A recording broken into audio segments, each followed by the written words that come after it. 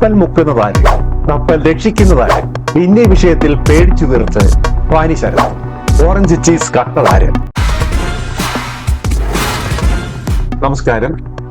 ഇന്നത്തെ എല്ലാ ദിവസത്തെയും പോലെ തന്നെ ബിഗ് ബോസിലെ രാവിലെ തന്നെ കിച്ചണിലാണ്. കിച്ചണിലേക്ക് മാത്രമാണ് ക്യാമറ. കിച്ചണിലെ രാവിലെ അടി അങ്ങോട്ട് തുടങ്ങി. അത് കഴിഞ്ഞ് അടിയുടെ കാര്യം പറയാം. അതിന് ശേഷം ബിഗ് ബോസ് വിളിച്ച് ഒരു കപ്പൽ, അതായത് ഈ പ്രശ്നങ്ങളൊക്കെ ഉണ്ടാക്കുന്നത്, അതിനകത്ത് പ്രശ്നങ്ങൾ ഉണ്ടാക്കുന്നതും പ്രശ്നം സോൾവ് ചെയ്യുന്നതും ആര്, അല്ലെങ്കിൽ ഈ ക്യാപ്റ്റന്മാരിലെ അല്ലെങ്കിൽ അവിടെ പ്രവർത്തിക്കുന്നവരുടെ ഒരു സർവേ, ഒരു വിലയിരുത്തലായിരുന്നു രാവിലെ നടന്ന പരിപാടി. കപ്പൽ മുക്കുന്നതാരെ, കപ്പൽ രക്ഷിക്കുന്നതാരെ. അതിനകത്തിൽ വന്നിട്ട് അഭിലാഷ്, പിന്നെ അനിമോളുടെ പേരാണ് പറയുന്നത്, അനീഷിന്റെ പേര് പറയുന്നു കപ്പൽ രക്ഷിക്കുന്നത്. ശരത്ത് വന്നിട്ട് അനീഷിന്റെ പേര് രക്ഷിക്കുന്നത് പറയുന്നത്. അതുപോലെ ഷാനവാസിന്റെ പേരാണ് അനീഷ് പറയുന്നത്. പിന്നെ അതുപോലെ സാരികയുടെ പേര്, മുക്കുന്ന പേര് പറയുന്നു. ബിന്നി അതുപോലെ മുക്കുന്ന പേര് ഷാനവാസിന്റെ പറയുന്നു, രക്ഷിക്കുന്ന അനീഷിന്റെ പറയുന്നു. അക്ബർ ശാരികയുടെ പറയുന്നു, രക്ഷിക്കുന്ന ആര്യന്റെ പറയുന്നു. ശൈത്യ അനുവോടെ പറയുന്നു, രക്ഷിക്കുന്ന ആര്യന്റെ പറയുന്നു. ഒനിയില് പിന്നെ ആദില നൂറയുടെ പേര് പറയുന്നു, രക്ഷിക്കാൻ ആരാണോ ആദില നൂറ. അതുപോലെ തന്നെ റന ഫാത്തിമ പറഞ്ഞു ശാരിക. അതുപോലെ ആര്യന്റെ പേരാണ് കൂടുതൽ ഇന്നത്തിൽ വന്നിട്ടുള്ളത് കപ്പൽ രക്ഷിക്കുന്നതിന്. പിന്നെ രേണു വന്നിട്ട് പറഞ്ഞത് കമ്പ്യൂട്ടറാണ് ഇതിനകത്തെല്ലാം, കമ്പ്യൂട്ടറിന്റെ ഒരു കപ്പലാണ്, കമ്പ്യൂട്ടറിന്റെ ഹാർഡ്വെയർ എന്നൊക്കെ പറഞ്ഞിട്ട് അക്ബറിന്റെ പേരാണ് മുക്കുന്നത് പറയുന്നത്, രക്ഷിക്കുന്നത് ആര്യന്റെ പേര് പറയുന്നു. മിസൈൽ വന്നിട്ട് പറയുന്നത് ഇതൊരു ടൈറ്റാനിക് ആയിരുന്നു. ടൈറ്റാനിക് എന്ന് പറയുമ്പോൾ മുങ്ങുന്ന കപ്പല്. അപ്പൊ മുങ്ങുന്ന കപ്പലിൽ അനിമോളാണ് കൂടുതൽ മുക്കുന്നതെന്നാണ് പറഞ്ഞത്. അതുപോലെ ആര്യനാണ് പിന്നെ കൂടുതൽ പോയിന്റുകൾ നേരിടുന്നത്, രക്ഷിക്കുന്ന കൂടുതൽ. ആര്യൻ പറഞ്ഞേക്കുന്ന അനിമോള്, അതുപോലെ രക്ഷിക്കാൻ ജിസയിലും. അതുപോലെ ശാരികയും ഒക്കെ വന്നിട്ട് പറയുന്നുണ്ട് പല പേരുകളും. ഇതിനകത്തിൽ നിന്ന് കൂടുതൽ നമുക്ക് നമ്മുടെ മുന്നിൽ വന്ന വിഷയങ്ങൾ പറഞ്ഞാൽ, മൂന്നാമത്തെ ക്യാപ്റ്റൻസി വന്നിട്ട് 2 ദിവസമായിട്ടുള്ളവരും ആര്യൻ ഒട്ടുമിക്ക പ്രശ്നങ്ങളിലും ഒരു ക്യാപ്റ്റൻ എന്ന അത് വേറെ കാര്യമുണ്ട്. അനീഷ് ആദ്യമേ ഒന്നല്ല ഈ 18-19 പേരുടെ നടുക്കൂട്ട് വന്ന് ചാടിയപ്പോൾ ഒന്നും പുള്ളിക്ക് ചെയ്യാൻ പറ്റാത്ത ഒരാഴ്ചയായിരുന്നു ആദ്യത്തെ. പുള്ളിയുടെ സ്വഭാവം, ഒറിജിനൽ സ്വഭാവം കാണിക്കുകയും ചെയ്തു. പിന്നെ ലാലേട്ടൻ അഡ്വൈസ് കൊടുത്തതും പ്രകാരം അനീഷ് ഇപ്പം മാറിയേ, അതും പറയണല്ലോ. രണ്ടാമത് വന്ന ഷാനവാസും കണക്കാം.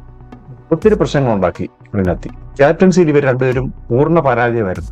എന്നാൽ അതിൽ നിന്നെല്ലാം അനുഭവ സമ്പത്ത് വെച്ച് ആര്യൻ ഒരു മാറ്റങ്ങൾക്ക് തുടക്കം കുറിക്കുകയായിരുന്നു. എന്ത് പ്രശ്നം ഉണ്ടായാലും സോൾവ് ചെയ്യണം. പിന്നെ ശാരികയും സരികയും തമ്മിലുള്ള പ്രശ്നത്തിലും ചേച്ചിയെ സോൾവ് ചെയ്യണം. അത് കഴിഞ്ഞ് അത് സോൾവ് ചെയ്ത് രണ്ടുപേരോട് കെട്ടിപ്പിടിച്ചോട്ട് ചോദിക്കുന്നു. അങ്ങനെ കൃത്യമായ ഇടപെടലുകൾ.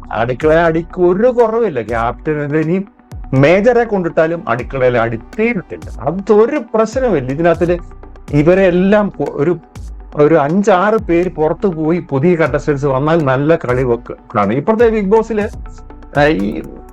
എന്തുവാ ചുമ്മാതെ മഴക്കിട്ട് മുന്നേറാം എന്നൊരു പേരിട്ട് കഴിഞ്ഞാൽ അതിലായിരിക്കും ഇവര് ജയിക്കുന്നത്. അല്ലാതെ ഒരു കാര്യമില്ല.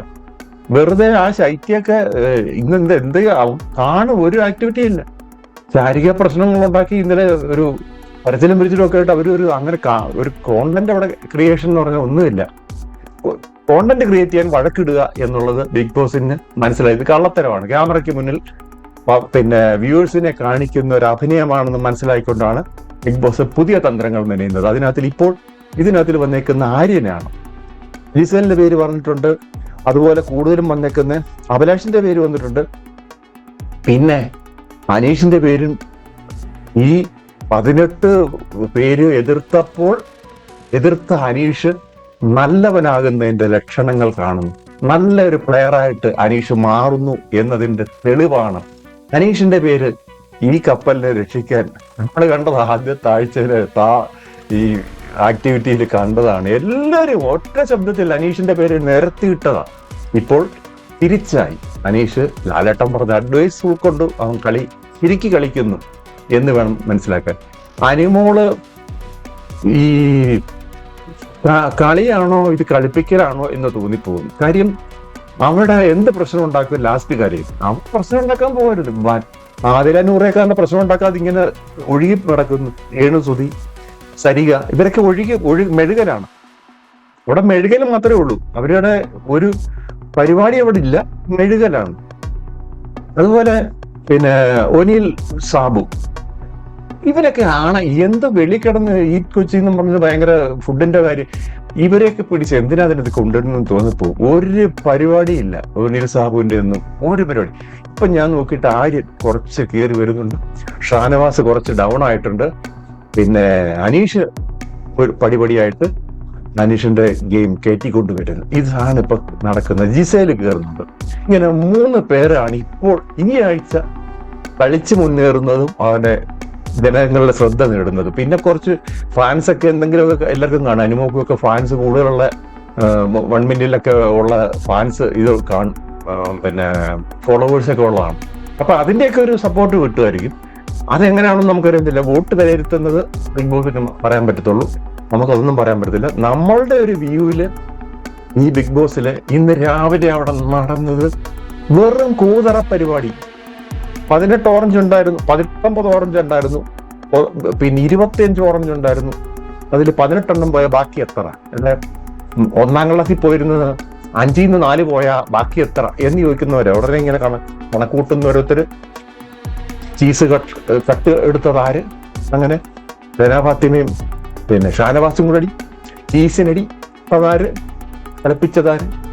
നേരത്തെ തക്കാളിക്കള്ളനായിരുന്നു, ചപ്പാത്തിക്കള്ളനായിരുന്നു, അനിമോളെ കള്ളിന്ന് വിളിച്ചു, ഇപ്പം ഫാത്തിമയെ കള്ളിന്ന് വിളിച്ചു ഷാനവാസ്. അങ്ങനെ കള്ളൻ കള്ളി മുങ്ങുന്ന ടൈറ്റാനിക്കായിട്ട് ഇപ്പോഴത്തെ ജിസയില് പറഞ്ഞത് വളരെ കറക്റ്റാണ്. ബിഗ് ബോസെ ഇവിടുത്തെ കുറച്ച് കണ്ടസ്റ്റൻസിനെ എത്രയും പെട്ടെന്ന് പറഞ്ഞു വിട്ട് നല്ല കണ്ടസ്റ്റൻസിനെ വെളിയിൽ ഇത് കാണുമ്പോൾ തന്നെ വേറുണ്ട്. ഇനിയും വരുന്നവര് ഇതിനെ പൊരുതി കളിക്കും. ഇപ്പൊ ഇതിനകത്ത് കിടക്കുന്ന അവരെല്ലാം ഒന്ന് പറഞ്ഞു വിടണം. നല്ല കുറെ കോമ്പറ്റീറ്റേഴ്സ്, ടാസ്ക് ചെയ്യുന്നവരും അതുപോലെ ഗെയിം പ്ലേ ചെയ്യുന്നവരുമായിട്ടുള്ള പൊട്ടൻഷ്യൽ കണ്ടസ്റ്റൻസിനെ കണ്ടെത്തി ബിഗ് ബോസ് വിടുമെന്ന വിശ്വാസത്തോടെ നിർത്തുന്നു. നന്ദി, നമസ്കാരം.